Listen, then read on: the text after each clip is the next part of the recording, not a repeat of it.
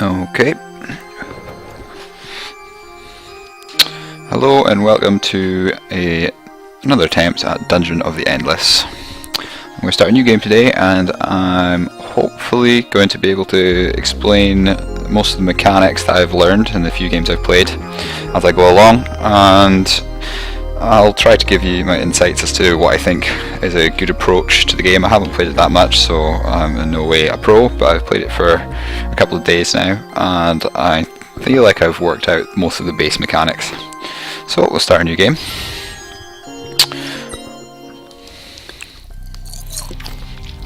I'm just going to skip this intro movie thing.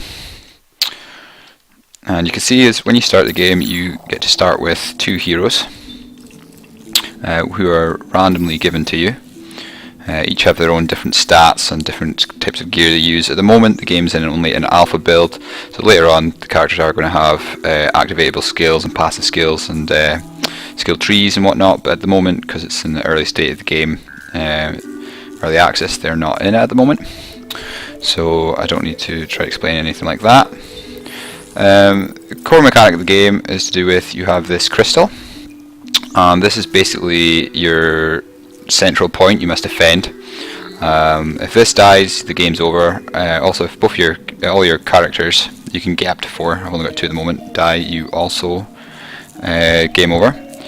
So this crystal has life points, which also double up as some resource management. So at the top here we've got your dust. I'm just going to open the door while I explain.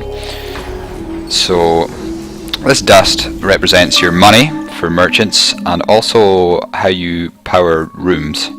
So your first room, main room where your crystal is powered, and as you open subsequent rooms you can power them up, and this will let me build stuff in this room now. So down here on this bottom left menu we have generators, so I can either put down an industry generator or a food generator at the moment. So industry, up here in the top left, is basically your stock for building everything. So any tower defense or buffing mechanisms for your heroes and whatnot, they all come down here and they all cost industry. Up here in the top left you can see that it's at 20 and there's a +2 at the moment. What that represents is basically every time that I open a door, I'm going to get how much resources given to these totals shown here. So if I open a door just now, I would get 2 extra industry and 2 extra food. Now food is used for leveling up your heroes. It costs a set amount of food to level them up, which exponentially scales up as they get stronger. So I'll show you at the moment. My melee guy, probably want to level him up just because he's going to be more likely in the fray. So I can level him up. As you can see, he gets stronger. His stats for the next level get more powerful, and it costs more to level him up. Food you can get from generators as well. So if you put a generator down, I'll get more food each time I open a door. So to start with, I recommend building an industry generator first. If you don't do that, you're going to run out of industry and then not be able to build any more of these resource modules. So I'm going to start with an industry generator here. As you can see, that's put that in the middle of the room. Now your characters have stats here as well. They've got HP, that's how much damage they can take. They've got defense, so that reduces the amount of damage they take. Speed is how quickly they move around. Attack power is how much damage they do per hit. They've got an attack cooldown, so that's factored into how much damage you'll do. And then their attack range to say if they're a melee or a ranged character. The last one here, which is what we're interested in, is wit. Now wit gives you, it helps you repair modules quicker if your character's able to do that. Both of them can. But also the higher the wit, the bigger the bonus you get while standing at a resource module. So this guy, my ranged hero Max O'Kane here, has got 8 wit. So if I put him beside a module, you'll see that instead of getting +6, my bonus is now going up to +8.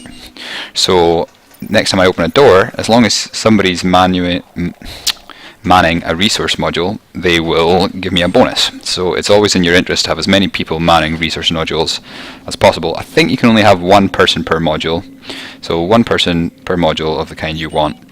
So when I open this next door, I've currently got 10 industry, but it'll go up to 18. So I'm going to open another door. That's okay, we've opened another door, and now we can see that I've found some hostile creatures. This guy's here. Some of the enemies just run straight for your crystal, like these guys here, which is a problem, because if he starts attacking this crystal, you can see that my money is effectively going down. Now that's very, very bad, because that also controls how many rooms I can put power to. So at the moment it's 10 crystals per powering of each room, so you can see I have 2 of these light modules here. One of them's lit up, which is the main room here, and now I can light up a second room. So now I have power in both these rooms, so any buildings or turrets I put down will be powered here. They'll be usable, and anything that isn't powered will get shut down. So as an example, I've got another resource module in this room, so I'll want to put another food and or industry down here. I think for the aspects of this, I'm just going to put down another industry one for the moment. Or will I? I'm getting +8. Okay, I'm getting a decent amount of industry per room, so I'll put down a food generator this time, just to be a little different. So as you can now see, my amount of food per door I open is increased, which is good because that's used for not only leveling my characters but also for healing. Healing costs 5. If you want to use a heal pack on someone, that'll cost, you'll just use your food. These smaller little layup things are defense modules. So in these I can plant towers that I've found. So far I only start with 1. You find more blueprints as you progress through the game. So at the moment I'll put down a low damage thing. It makes a small turret and it costs 3 of my industry. He'll fire on anyone coming through. If you just give me a moment, I'm just going to quickly check my sound balance to see that it's okay. I think it's alright. If there's anybody watching, that'd be great. Zed, could you confirm? Okay, let's have a look here. So the same thing goes for any resource module here. So if I move my guy to man the food one, I'll now get a small bonus to my food the next time I open a door. But as it stands, I don't really want to do that. I feel like focusing on my defences at the moment. So I'll open another door. And we find another resource module, so that's absolutely excellent. And also an item. Whenever you open a room, there's a chance of enemies getting spawned. I'll explain that mechanic in a second. I got what the hell did I just get there? Is it a sword? A baton. Nobody seems to use that, so I found an item but I can't use it on either of my guys, so it's not relevant at the moment. As you can see at the moment I've got 29 of this resource dust, which means I can still only light up 2 rooms, which I currently have 2, which means this third room I cannot power up. This is opening me to a little bit of danger, as any room that is currently unpowered and has already been revealed has a chance to spawn enemies the next time I open a door. So not only would I have a chance to find enemies in the new room I open, there's a chance that enemies will spawn in this new room. So I'm going to put down a few more defense turrets. This is a good central point, because at the moment only people can spawn either in this right room or in the one that I'm going to open. So they'll have to come through here, so my room on the left is safe, I don't need to worry about defending it. So I'll open a new room. And I found another item, which is excellent. And the t-shirt guarded, so equipping your hero is pretty easy. You just open up any hero panes in your inventory will open up. And you can double click on it, corresponding hero. So I'm going to level up my Max O'Kane guy, and this gives defense and health but puts your speed down. So my other guy, he's already pretty quick and he's my attack, so I'll just put that on him.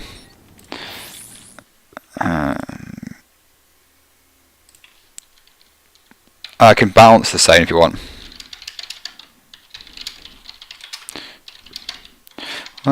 Just wondering if the game volume's too loud or perhaps the mic's too quiet. If it seems okay, I'll just carry on.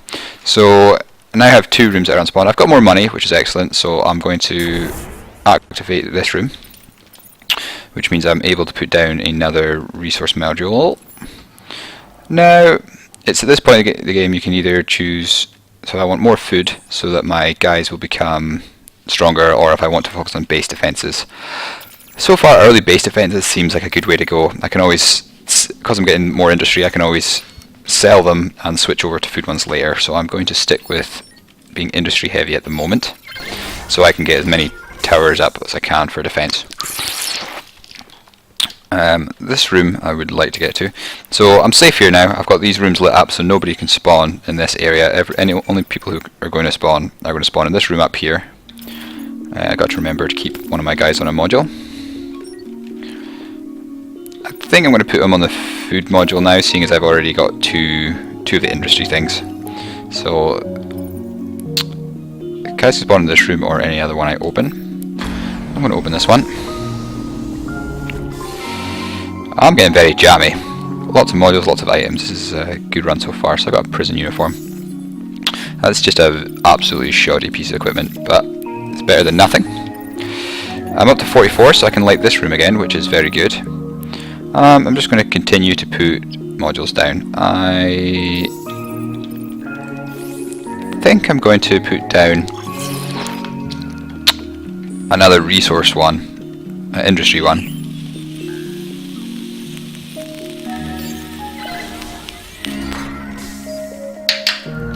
And this guy I'll move to generate more food. And I don't have enough for many base defenses, but I'll just put down a turret. Anyone can spawn in this right room or from above. In this one. Okay, it's a big room. It's another resource point. This is going very well. And an item. Wow, the game's being very nice to me. All the rooms are dungeons are randomly generated. The items you get and the creatures you face, things, everything will be random. So sometimes you get really lucky. So I got a beast sword. So my melee guy's coming really strong here. You see this almost almost doubled my attack power. So he's got twice as much damage as he once had. So this is when you start not opening more rooms than you have dust, that it starts to get more difficult, because there'll be a higher chance that more enemies will spawn. So at the moment, anybody who wants to come down into my base has to come through this chamber here. So if I fortify this middle room, I should be safe. So I'm just going to litter this with gun turrets, seeing as it's the only thing I have. 4 seems fine for now. And I'll open the door to my left. Okay, we found a merchant. Merchants in this game seem to be a bit of a double-edged sword to me. If you want to buy items, you need to spend your crystals, your dust, sorry. And upon doing that, you're going to reduce the amount of rooms that you can have powered up. So you're going to reduce your base defenses and also reduce your income. So at the moment, I've been trying to not use the merchants until right at the end I'm about to complete the level. When you go down to the next level, all your dust gets reset back to 20. So anything I haven't spent will be wasted. But then keeping your dust in your rooms activated helps with the later on shifting the crystal. So it can be quite difficult. So I'm not going to buy anything. His items don't seem great. I don't think what can my guys use? I can't use that because it's a machine gun. The wit tool belt might be good. That would boost the amount of extra resources I'm getting for my characters, which would be very good. What's a restrainer do? Okay, minus HP regen. Oh god. Okay, that sounds fucking horrible. I don't want that. So merchants I've not been a big fan of so far. The merchants can also die. It's happened to me quite a few times. So if I open more rooms to the left here, there's chances of guys spawning at the top on the right. But because the merchant's room is unpowered at the moment, monsters could just spawn in there and they will kill him.